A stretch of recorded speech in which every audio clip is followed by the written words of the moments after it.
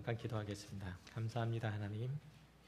오늘 특별히 제시건신 예배로 하나님 앞에 올려드릴 수 있도록 해주시고, 이 시간에 주님의 말씀으로 교회 안에서 재직이 어떻게 서야 하며 어떻게 주님의 말씀을 순종해야 되는지 가르쳐 주실 것으로 인하여 감사드립니다. 성령의 능력이 전하는 자와 받는 자 모두에게 임하게 하셔서 하나님의 귀한 뜻을 잘 분별하고 깨닫게 하시고, 그로 말미암는 믿음의 재직으로서 또한 믿음의 교회의 일원으로서 마땅히 행할 바들을 잘 배우고 또 간직한 마음에 새기는, 그래서 하나님의 능력들이 우리의 교회 가운데 풍성하게 나타나는 귀한 시간, 귀한 우리의 교회 되게 하여 주옵소서.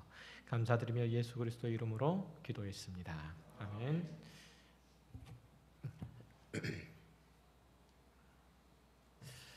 오늘 아마 가깝게 생긴 일으로 오후 예배 제일 많이 나옵니다.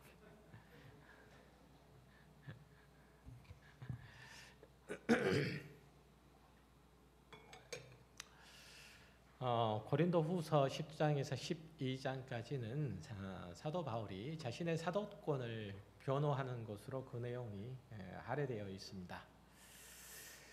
고린도 교회는 사도 바울이 세운 교회임에도 불구하고 여러 말이 많았던, 또 탈이 많았던 교회였죠. 거짓 교사들이 교회 안에 들어왔고, 또 이단 사설이 두루 퍼졌고, 사도 바울의 사도권에 대해서 의심하는 부류도 상당히 많았어요. 그럼에도 불구하고 바울은 고린도 교회를 진심으로 사랑했기 때문에 늘 친절하고 따뜻한 마음들을 잃지 않았죠. 그들을 섬기고 사랑하고 그들을 위해서 헌신하기를 두려워하지 않고 미적거리지 않았습니다. 어떠한 상황 가운데서도, 어떠한 곤란한 지경 가운데서도, 또 시험이 닥칠지라도 끝까지 포기하지 않고 인내함으로 그들을 격려하고 위로하고, 또 하나님의 말씀으로 그들을 세워주시기를 최선을 다했죠. 그런데도 바울과 그리고 그의 사역을 힘들게 하는 그런 무리가 있었죠.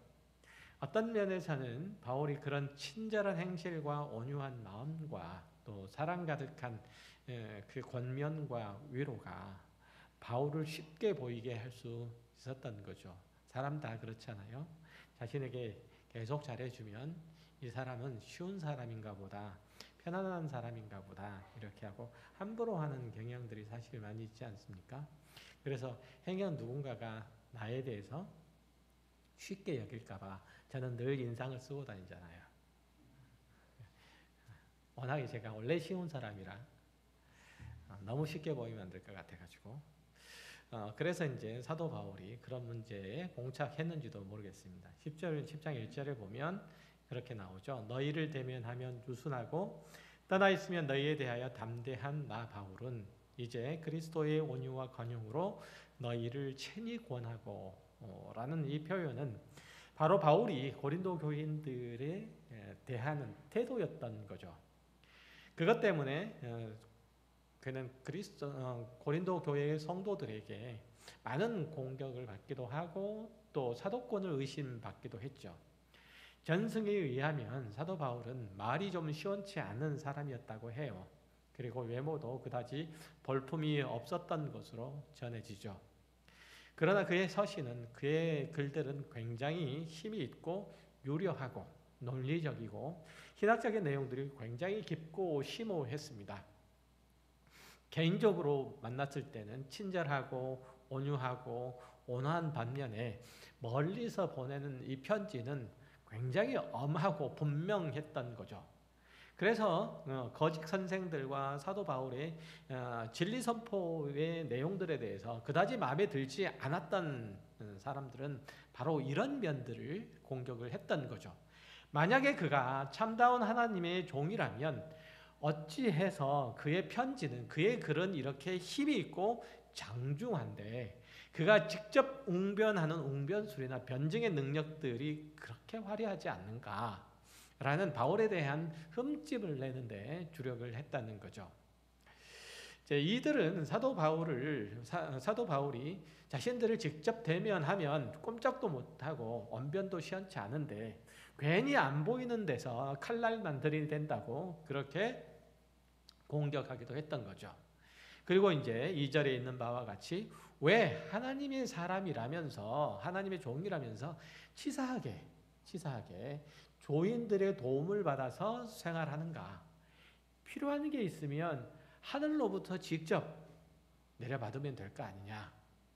우리가 흔히 얘기할 때 까마귀가 날라와서 먹을 것을 물어다 주면 그거 먹고 살면 되지. 왜 교인들의 도움을 받고 사냐라고 그렇게 인신공격 비슷한 비난을 사도 바울에게 했던 거예요. 이런 비난과 헐뜯는 소리에도 불구하고 사도 바울은 늘 온유하고 또 평온한 마음들로 또 태도로 일관했던 거죠. 굉장히 점잖했다는 거죠. 그는 가당치도 않고 전혀 무시해도 괜찮을 트집 잡는 것에 대해서도 겸손하게 대꾸를 했던 거예요. 1절과 2절에서 그는 왜 자신이 고린도 교회 성도들을 대면할 때는 겸비했는지 그리고 교회를 떠나 있을 때는 엄중한지를 설명을 하고 있죠. 이 사도 바울의 변명은 고린도 교회뿐만 아니라 오늘 이 세상을 살아가는 그리스도인들이 정말 적극적으로 자신의 신앙의 태도, 삶의 자세들, 사람들을 대하는 마음과 태도들을 점검하고 돌아보는데 굉장히 중요한 표준이 또 기준이 될 만한 그런 내용이에요. 고린도 교회 사람들은 바울이 육체대로 행하는 자 같은 육체를 따라서 사는 사람 같은 즉 세상의 이익을 위해서 삶의 방편으로 직업으로서 사도의 직무 또 전도자의 길들을 선택했다고 그렇게 오해했어요. 그럼에도 불구하고 그는 겸비하게 그들을 대했다는 거죠. 그들을 겸손하게 그들을 대했던 거예요.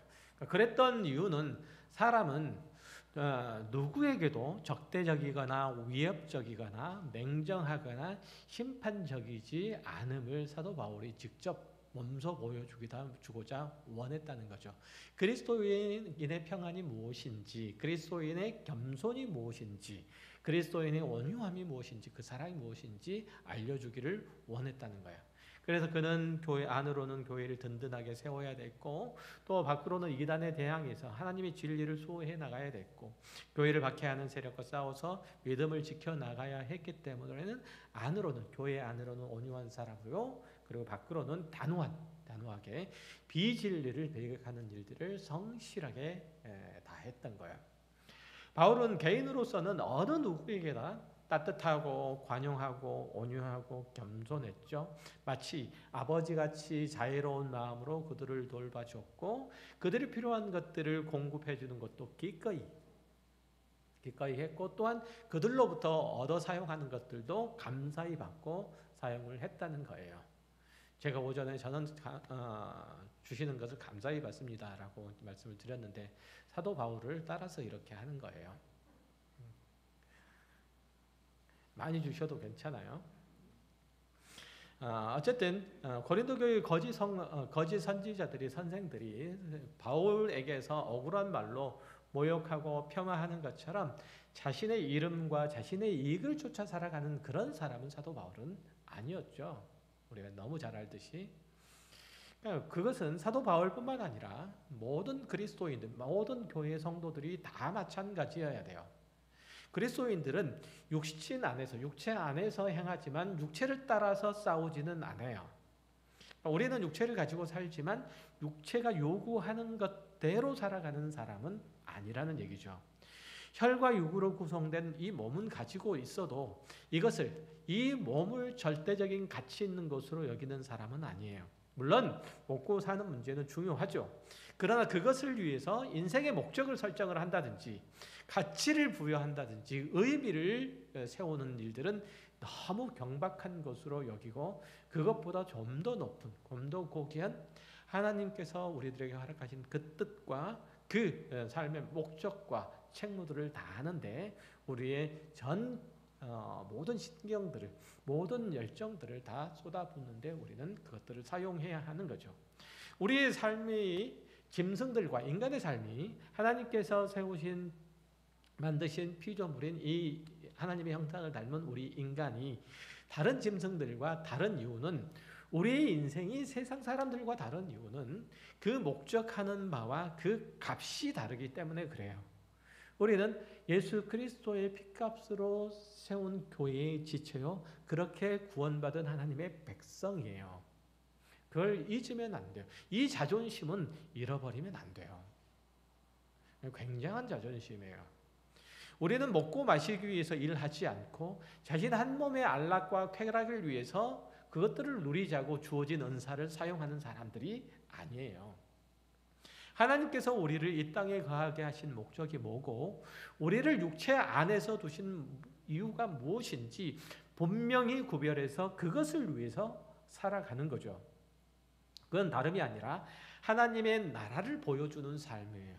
우리가 하나님의 백성인 것을 하나님의 형상으로서 내가 있는 그곳 가운데 하나님의 통치를 이루어지도록, 하나님께서 온 우주와 만물의 왕으로서 온 그 모든 세계를 통치하신다면 그의 부왕으로서 우리는 우리의 있는 그곳을 통치하는 우리의 지역 통치자예요. 하나님의 통치, 하나님의 말씀으로 우리가 있는 곳을 통치하는, 다스리는 자들이란 얘기예요. 이게 우리된 신분이요, 또한 우리된 책무인 거예요. 이걸 잊으면 안 된다는 거죠. 그런 의미에서 볼 때 이 세상은 참으로 전쟁터와 같죠. 세상은 우리에게 자신을 위해서 살려고 해요. 살라고 그렇게 계속 다그치죠. 우리의 스스로의 유익, 자신들의 유익을 위해서 살고, 자신의 욕심을 채우며 살고, 자신이 소유할 수 있는 가능한 모든 권력들을 쟁취하라고 그렇게 말해요. 그것만이 이 험한 세상에서 살아남는 길이고 자신과 가족을 보호할 수 있는 유일한 방법이라고 그렇게 우리를 꼬드기죠. 자신에게 이익이 되는 것들은 어떤 것이라도 취하고, 자신에게 손해가 나는 것이라면 절대 그것들을 얻지 말라고 그렇게 우리들에게 말해요. 그리고 내가 의무로서 주어질 만한 것들은 가능하면 그렇게 할 수 있는 것이라면, 다른 사람에게 떠넘길 수 있으면 그 모든 것들을 다 떠넘기라고 말하죠. 이 세상에서의 진리, 이 세상에서의 정의, 이것은 오직 자기 자신 한 사람밖에 없다라고 세상은 가르쳐요. 그렇게 살아가라고 하는 거예요. 내가 곧 뭐라는 거죠? 정의예요. 내가 곧 진리예요. 이렇게 세상은 가르쳐요. 네가 진리야 라고. 네가 없는 세상은 존재할 수 없어 라고 그렇게 가르치죠. 자신이 주인이고 또 자신이 답이라고 말하는 그런 세상에서 우리는 날마다 싸워야 되는 거예요. 우리는 자신이 주인이 되는 세상에 살아가는 게 아니고 하나님께서 주인이 되시는, 하나님께서 통치하시는 세상에 살아가고 있기 때문에 그래요. 그 나라에 살아가고 있기 때문에 그렇죠. 세상은 다 자신이 주인이 되는, 자신이 통치하는 세상이에요. 그러나 하나님의 나라는 적어도 하나님께서 통치하시는 그런 나라죠. 그 나라를 우리가 살아가고 있는 거예요. 그러니까 이 치열한 전쟁에서 살아갈 때, 전쟁통에서 살아갈 때 성도는 때로는 상처를 입을 때도 있고, 때로는 지칠 때도 있고, 때로는 넘어져서 일어나지 못할 때도 있어요. 그럼에도 불구하고 성도는 세상에 지지 않아야 되고, 타협하지 않아야 되고, 속지 않아야 되죠. 그리고 또한 교회도 세속에 물들지 않고 거룩한 양심과 주의를 따라서 늘 깨어 있어야 하는 거죠. 그 일들을 성실하게 해야만 해요. 사도 바울은 교회가 객관적인 진리들을 지켜나가는 것, 신앙의 순결함들을 지켜나가는 내용들에 대해서는 늘 엄격하고 분명하게 가르쳐야 될 필요를 느꼈기 때문에 지극히 당연하게 편지 글에 대해서는 비장하고 단호함들이 묻어났던 거예요. 성도들 개인적으로 돌보고 또 살피는 데에 대해서는 전혀 온유하고 평안함들이 또 묻어났던 거죠. 이게 서로 다르기 때문에 교회와 성도가 진리 안에서 바로 서도록 해야 되는 것들은 분명히 해야 되기 때문에 엄하게 꾸짖었지만, 그렇지 않는 문제들에 대해서는 하나님의 온유함과 평안함들로 그들을 살폈다는 거죠. 그러니까 하나님의 진리의 그 순결함들을 지켜내는 데 있어서는, 그리고 그것들을 수호하는 데 있어서는 분명했지만, 한 사람을 개인적으로 불쌍히 여기고 그들을 돌보고 사랑하는 데에 대해서는 위로하고 편드는 것으로 대신했던 거예요. 이 두 가지를 아주 분명하게 구분할 수 있었던 분이 사도 바울인 거죠. 고린도후서 11장 28절 이하에 보면 이렇게 얘기하죠. 그래서 이 외의 일들은 고사하고 아직도 날마다 내 속에 눌리는 것이 일이 있으니 곧 모든 교회를 위하여 염려하는 것이라. 누가 약하면 내가 약하지 아니하며 누가 실족하게 되면 내가 애타지 아니하더냐. 내가 부들불 자랑할진대 내가 약한 것을 자랑하리라. 여기서 언급하는 이 교회는 우리가 믿는 기독교 신앙의 표준 안에서 그 고결함들을 지켜나가는 그런, 또 그것들을, 그 유익함들을 함께 누려나가는 그런 교회가 아니고, 그리스도 예수를 믿는 신앙 안에 있으면서도 현실적인 어려움과 세상의 날선 공격에 피할 수 없어서 무너져가는, 실패하는 각각의 개인들의 성도들, 신자들을 총칭하는 말이에요. 그러니까 사도 바울은 언제나 연약한 자들, 실패하기 일수인 자들, 미련하기 짝이 없는 자들이 모인 곳에 가서 그들의 상처를 싸매주고, 그리고 아픔을 위로해주고, 실패를 딛고 일어서도록 격려하는 일들을 계속했던 거죠. 이러한 사도 바울이 대면하면 온유하고 사랑스러운, 사랑이 가득한 사도 바울의 모습이에요. 그가 고린도 교회 성도들을 위해서 아파하고 기도하는 것은 사도행전 20장 31절 이하에서도 그렇게 표현하고 있죠. 에베소 교회를 위해서 3년이나 각 사람을 위해서 기도하고 또 훈계했다고 고백하고 있는 것과 똑같아요. 고린도후서 2장 4절에 보면 이렇게 얘기를 또 하죠. 내가 마음에 큰 놀림과 걱정이 있어 많은 눈물로 너희에게 썼노니 이는 너희로 근심하게 하려는 것이 아니요 오직 내가 너희를 향하여 넘치는 사랑이 있음을 너희로 알게 하려 함이라. 이렇게 고백하는 바와 같이 사도 바울이 교회와 성도를 향해서 가지고 있는 마음은 자녀들을 향한 주님의 마음, 하나님의 마음과 같다는 거죠. 예수 그리스도의 마음과 같았다는 거예요. 복음서에 보면 예수님이 그 백성들을 위해서 눈물을 흘리시고 아파하시는 모습들을 어렵지 않게 찾아볼 수 있죠. 요한복음 11장 33절에 보면 예수님께서는 나사렛의 죽음들을 보고 또 사람들의 끝끝내 봉착할 수밖에 없는 비극적인 운명들을 탄식하면서 오시는 그런 모습들이 나타나 있어요. 또 누가복음 19장에 보면 예루살렘 성의 멸망을 이제 그 결국들을 바라보면서, 미리 바라보면서 그것들에 두고도 역시 예수님께서는 크게 비통해 하시고 오셨던 것들이 나타나 있고요. 그러니까 예수님이나 사도 바울 이들의 눈물, 이분들의 눈물들은 자신들을 위한 것이 아니라, 당신들을 위한 것이 아니라 당신의 자녀들과 그들의 죄악과 교회의 연약함들, 이런 것들로 말미암는 아비의 마음, 어미의 심정이었던 거예요. 이 예수의 마음, 바울의 심정이 우리 안에 가까운 교회 모든 재직들 안에 있어야 되고, 부모된 우리들의 마음 가운데 있어야 되는 거죠. 이게 우리가 당연히 따라야 될 그들의 신앙 인생의 자취인 거죠. 고린도전서 4장 15절에 보면 사도 바울이 고백하는 바가 있어요. 이렇게 얘기를 해요. 그리스도 안에 1만 스승이 있으니 이스되 아버지는 많지 아니하니 그리스도 예수 안에서 내가 복음으로써 너희를 낳았음이라. 그러므로 내가 너희에게 권하노니 너희는 나를 본받은 자가 되라. 라고 그렇게 권면하죠. 그는 그리스도께서 세우신 교회를 위해서 모진 고난을 했고 엄청난 어려움들을 겪었고, 그럼에도 불구하고 진리를 수호하는 데 있어서 최선을 다했고, 또 교회를 사랑하고 섬기는 일들을 자신의 모든 것들을 내줘서 그렇게 사랑했으니, 그런 사도 바울의 모습들을, 삶을, 그리고 그의 신앙의 모습들을 본받으라라고 사도 바울은 우리에게 말하고 있는 거예요. 마치 온전치 못한 자식을 보면서 온갖 노력과 희생과 사랑을 다 쏟아가면서 행여 그가 넘어질까, 아플까, 행여 그의 몸과 마음에 상처가 입지 않을까 노심초사하는 참으로 죄인된 부모의 마음, 죄인된 부모의 마음 아시죠? 그 죄인된 부모의 마음으로 사도 바울은 교회를 살피고 돌봤던 거예요. 그런 그가 감히 우리에게 말씀하시죠. 내가 너희에게 고난하노니 너희는 뭐하라고요? 나를 본받는 자가 되라 라고요. 제작들 아무도 안 계세요? 아멘 하셔야 되는데 이럴 때 너희는 나를 본받는 자가 되라.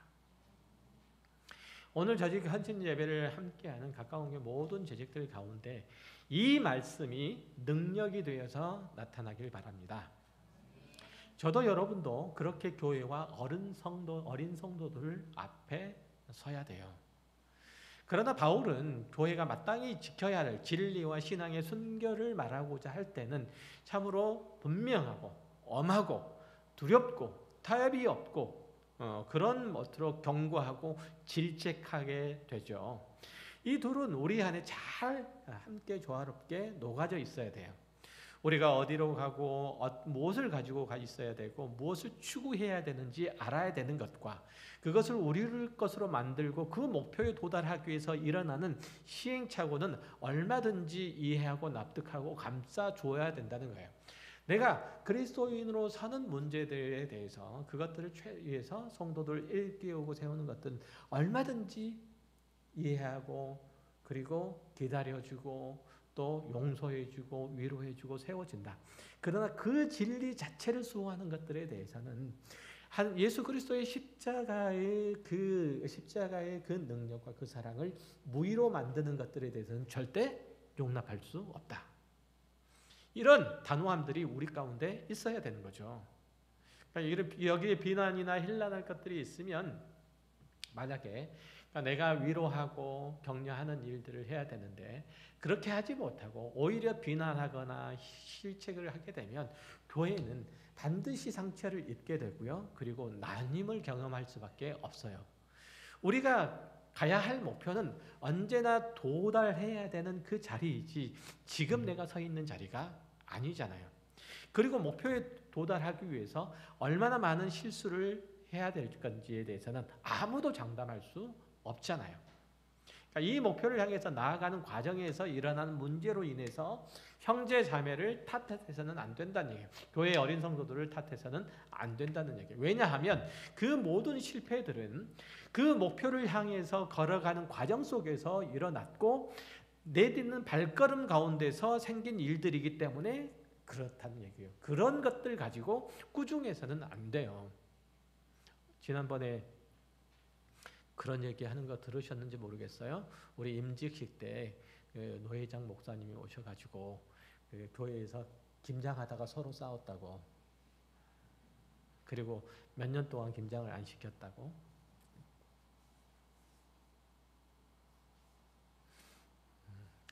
그거 별로거든요. 사실 별로예요. 그거 싸우자고 김장하는 것도 아니고 김장을 이렇게 하면 어떻고 저렇게 하면 어때요? 그렇잖아요. 그러니까 나는 충청도 사람인데 충청도 사람 젓갈 얼마만큼 넣고 전라도 사람 나는 전라도 사람인데 이게 충청도 권사님하고 전라도 집사님하고 부딪혀서 생긴 문제래요. 진짜로. 그러니까 그러니까 서로 용납할 수가 없는 거죠. 방식이 서로 다름, 맞고 틀림도 아니고 방식이 서로 다름도 인정하지 못하는 거죠. 이건 교회의 모습이 아니잖아요. 그러니까 교회의 진리를 어지럽히고 교회를 힘들게 하고 예수 그리스도를 무가치하는 문제, 예수 그리스도의 십자가를 무가치하게 만드는 것들에 대해서는 단호하게 조치를 취해야 되겠지만 어떤 일들을 서툴게 해서 시행착오가 생겨서 또 생각과 마음들이 달라서 발생한 문제들에 대해서는 당연히 조정해야 되고 그 결과가 교회에 어떤 정도의 타격을 주고 어려움을 준다 할지라도 기꺼이 용납하고 감싸주고 기회를 다시 주어야 되지 그걸 가지고 꾸중할 일은 사실은 아니라는 거예요. 이해되시죠?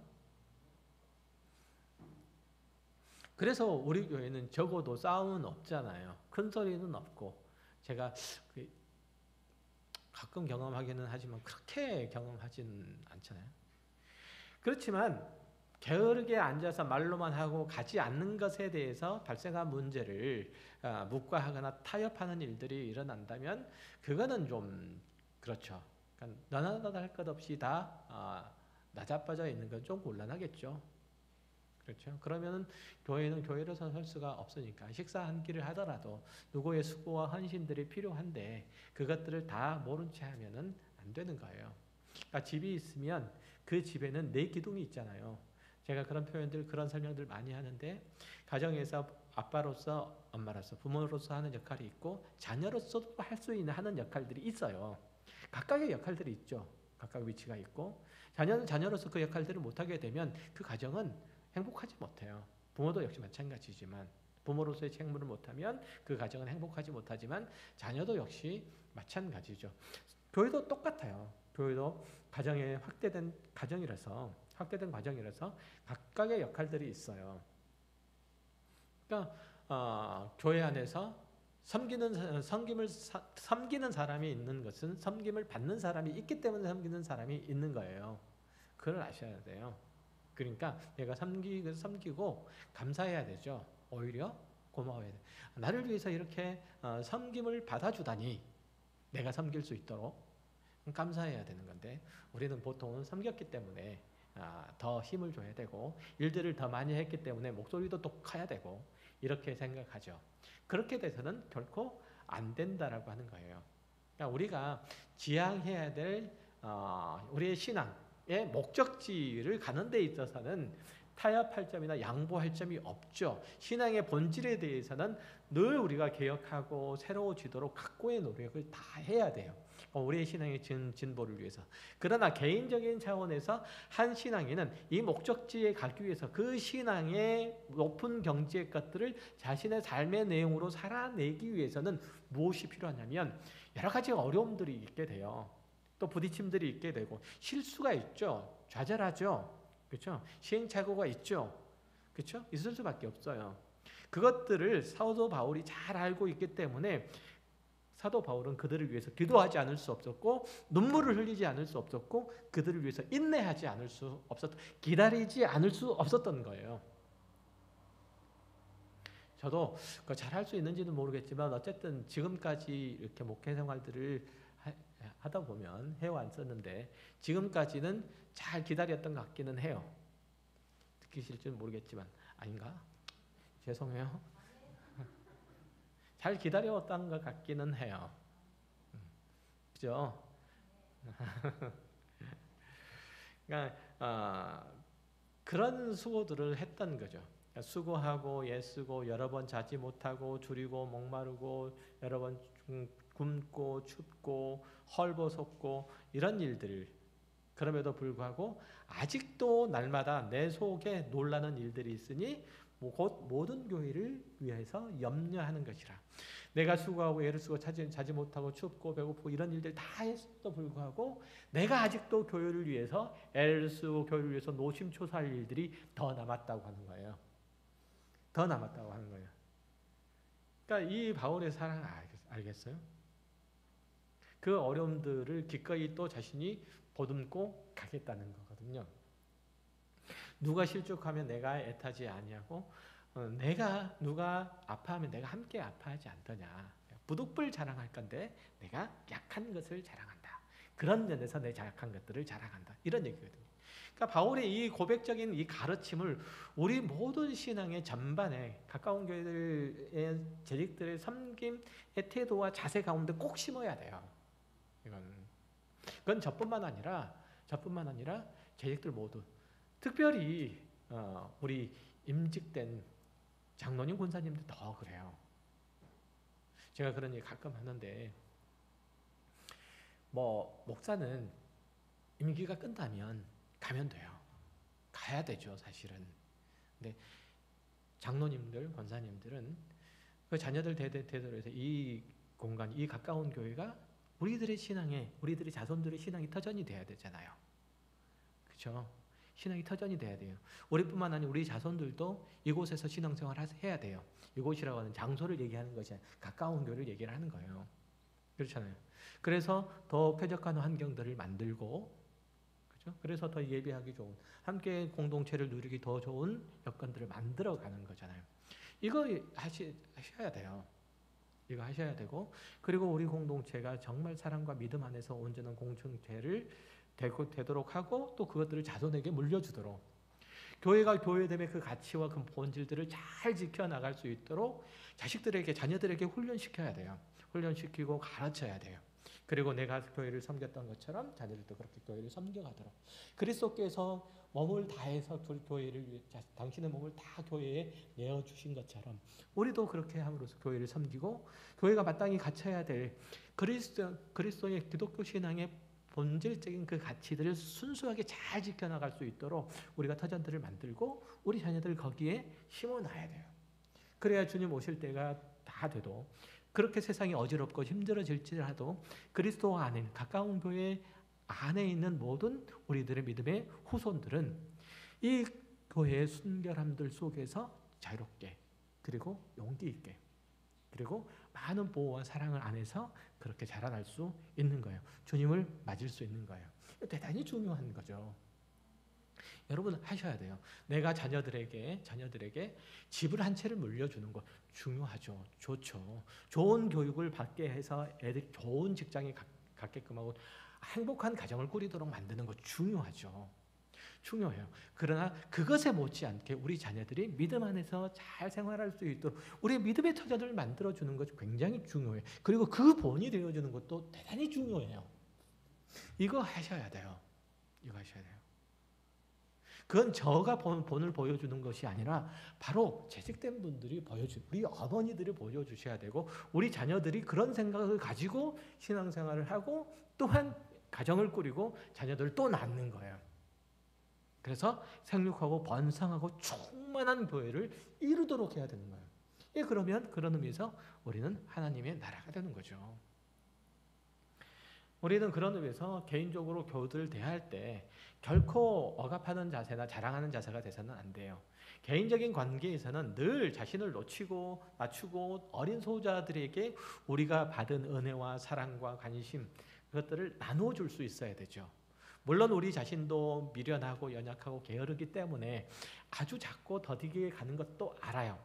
이것을 인정하는 것은 우리가 가진 신앙의 목표와 내용들이 저급하기 때문이 아니라 우리가 연약하기 때문이잖아요. 바로 그 마음으로 아픈 자를 돌아보고 상처 입은 자를 싸매고 교회 구석구석을 살피면 돼요.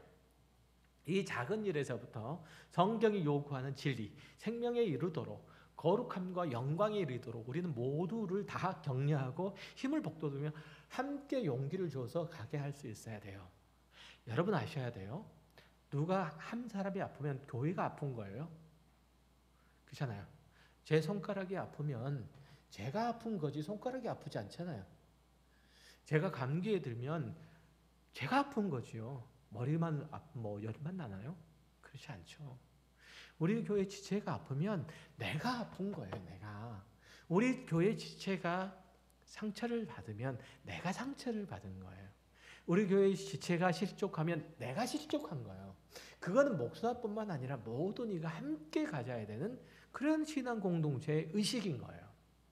이거 잊으시면 안 돼요. 그래서 우리가 샘터 모임도 하고 서로 삶을 나누고 돌아보고 들여다보잖아요. 그걸 우리가 하는 거예요. 이게 교회인 거예요. 교회인 거예요. 교회는 내가 종교 서비스를 받으러 나오는 곳이 아니에요. 내 종교심이 부족한 것들을 채우러 나온 곳이 아니란 말이에요. 교회는 그리스도의 지체들이 모여 그리스도의 뜻을 이루는 곳이에요. 그 십자가의 은혜를 함께 나누고 그 십자가가 결국은 드러내고자 했던 하나님의 그 사랑과 그 은혜를 함께 맛보며 하나님께서 궁극적으로 십자가를 통해서 이루시고자 하는 하나님의 나라의 그 본질과 그 성격들을 분명하게 드러내야 되는 곳이 바로 교회예요. 이거 잊으면 안 돼요. 하나님께서 당신의 교회를 그리스도의 장성한 분량에 이르기까지 인도하시고 주관하시고 다스리시기를 포기하지 않으신다는 사실을 기억하셔야 돼요. 그러면 여러분도 교회를 포기하시면 안 돼요. 교회를 해태하시면 안 돼요. 우리가 주님의 교회에 편입되고 있으면 한 교회, 한 지역 교회라는 인위적인 것 같지만 하나님의 섭리의 띠 안으로 묶여져 있음을 알고 이 교회를 통해서, 이 가까운 교회를 통해서 여러분의 신앙을 키워가시고 함께하는 신앙, 함께하는 모든 이들이 하나님의 영광 가운데 설 수 있도록 온유한 마음과 관용하는 태도와 또 복음과 진리에 대해서는 담대함으로 자신과 교회들을 잘 치료하시는 가까운 교회 재직들이 되시길 바라고, 그로 말미암아서 하나님께서 세우시는 하나님의 복된 일들이 우리를 통해서 왕성하게 일어나서 교회가 참으로 이 세상 가운데서 교회다워지는 그날들이 속히 오물 볼 수 있는 모두가 되시기를 주의 이름으로 축원합니다. 기도하겠습니다. 감사합니다. 하나님, 하나님께서 우리들을 사랑하셔서 주님의 교회의 지체로 그렇게 불러주시고 편입시켜 주시고 심어주셨습니다. 그 가치가 예수 그리스도와 그가 흘리신 보혈과 그 십자가 안에 있음을 고백하며 그 안에서 우리의 신앙을 다듬어가고 또 성도들을 살피고 세우고 온전케 하고자 합니다. 일들을 우리 가까운 교회 교직과 또 함께하는 모든 주의 권속들이 열심을 다해서 이루어갈 수 있게 하여 주옵소서. 참으로 어린 자들을 돌보고 사랑하는 일들에 그들에게 세심한 관심을 표하며 사랑을 나누는 일들에 게을리하지 않도록 해주시고, 그들이 부족한 것은 내가 부족한 것이, 그들이 아픈 것은 곧 내가 아픈 것이, 그렇게 사도 바울이 그리고 주님께서 그렇게 하셨던 것처럼 우리 마음도 그런 주님의 마음을, 그런 아비의 마음과 어미의 심정을 담게 하여 주옵소서. 귀한 시간을 통해서 말씀을 주시며 감사드리며 예수 그리스도의 이름으로 기도했습니다. 아멘. 여호와는 내게 복을 주시고 너를 지키시기를 원하며 여호와는 그 얼굴로 내게 비추사 은혜 베푸시기를 원하며 여호와는 그 얼굴을 내게로 향하여 드사 평강 주시기를 원하노라. 이제는 우리 주 예수 그리스도의 은혜와 하나님 아버지의 지극하신 사랑과 성령님의 교통하심이 어떤 순간에서 그리스도인의 능력과 그 영광과 그 은혜를 놓치지 않고 마음껏 누리며, 그래서 교회 안에서 재직된 직분들을 성실하게 감당하기를 원하는 이곳에 모인 가까운 교회의 재직들과 함께한 모든 성도들과 또한 온라인으로 함께 예배하는 주의 모든 권속들 위에 이제로부터 영원토록 함께 있을지어다. 아멘.